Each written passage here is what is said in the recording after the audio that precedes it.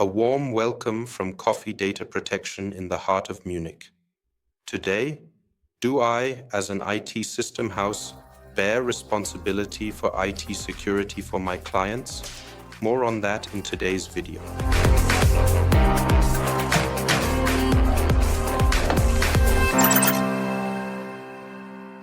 What really?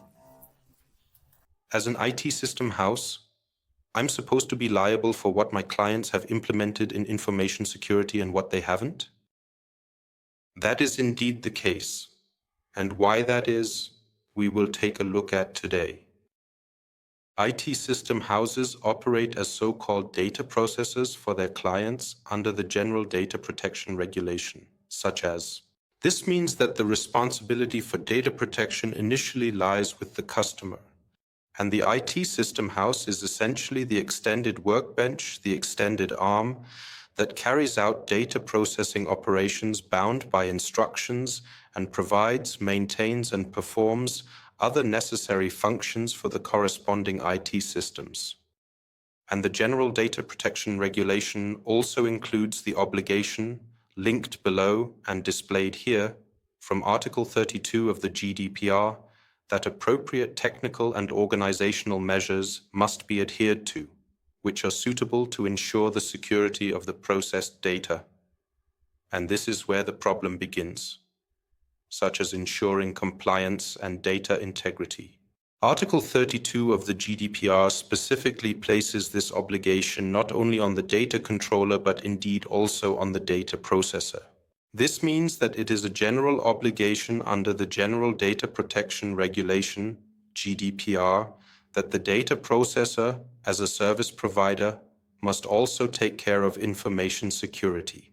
This was also in fact a legislative change before the GDPR, as this responsibility actually previously lay solely with the data controller. This means there is also a direct liability risk for the data processor as well. Let's take another look at Article 32, displayed here. So what do the data controller and data processor owe now, in my own words? We owe an information security system that ensures the secure processing of entrusted personal data and safeguards it effectively. In particular, certain technical minimum standards must be adhered to. Where this state-of-the-art with the minimum standards lies is a fluid topic. One can, for example, refer to publications such as those by Teletrust. Link below in the description.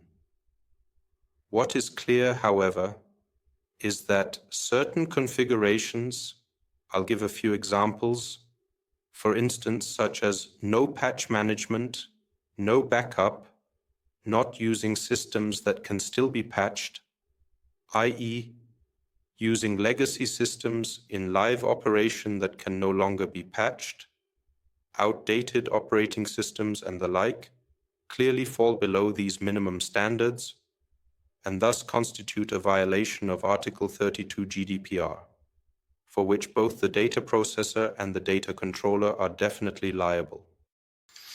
Now, as an IT system house, you might think, okay, I'll just write into the contract with the customer that the customer bears sole responsibility. And that's exactly the catch. While they can regulate this internally, their liability profile externally towards supervisory authorities and theoretically even towards affected individuals is not removed from their records. This means there is a responsibility and need for action to speak with customers as an IT system house, so that they provide the necessary resources in order to meet at least the urgent minimum IT standards and communicate effectively. If, as an IT system house, you overlook this and essentially take the risk that the customer uses software and hardware that should no longer be used in this way, you are also essentially liable. It doesn't matter what you may have agreed with the customer internally. Definitely, everyone said it couldn't be done until someone came along who didn't know that. And so, as an IT system house, first check whether you have, as necessary, concluded the appropriate data processing agreements with your clients. Additionally, clearly define the accompanying responsibilities. Specify the topics for which you, as an IT system house, are responsible, such as applying patches, performing backups, verifying if backups can be restored, and similar tasks. Additionally, ensure with your client that the necessary resources, especially financial ones, are made available to meet the IT minimum standards.